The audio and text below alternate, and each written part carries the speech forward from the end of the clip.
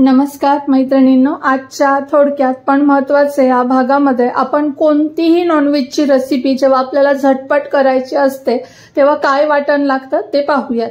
तर त्यासाठी केव्हाही तुम्हाला घरात जिरे, धणे, दगडी फूल, पंढरपुरी डाळ आणि लाल मिरच्या, त्यासोबतच अर्धा चमचा हळद, 1 चमचा लाल तिखट, कांदा लसूण मसाला आणि घरातला कोणताही साठवणीतला मसाला, या सर्वांचं मिश्रण तुम्हाला एक छान पैकी एका पॅन मध्ये तुम्हाला हे तळून घ्यायचं आहे। पंढरपुरी डाळ, धणे, जिरे आणि लाल तिखट आणि दगडी फूल हे आपल्याला छानसे एका पॅन मध्ये हलक्या मंद आचेवर तळायचे, आपल्याला जाळायचं नाही।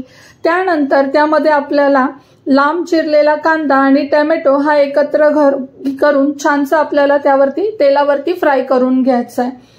तर हा मसाला जेव्हा तुम्ही छानसा फ्राय कराल त्यामध्ये पहिल्यांदा तुम्हाला कांदा टाकायचा आहे आणि त्यानंतर तुम्हाला टोमॅटो टाकायचा आहे। तर हे व्यवस्थित असं भाजून आणि परतून घ्यायचं आहे आणि छानसं परतून झाल्यानंतर तुम्ही पाहाल की त्याला एक सुंदर असा सुवास सुटतो आणि मस्त अशी याची एक प्रकारची ग्रेव्ही तयार होते।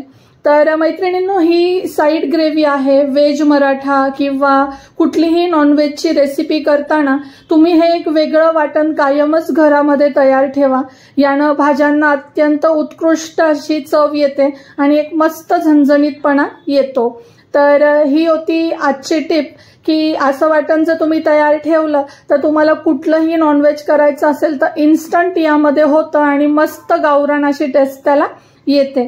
तर मैत्रिणींनो, टिप जर आवडली असेल तर आपल्या सिंपल सुखदा या मराठी चॅनलला लाईक, शेअर आणि सबस्क्राईब करा।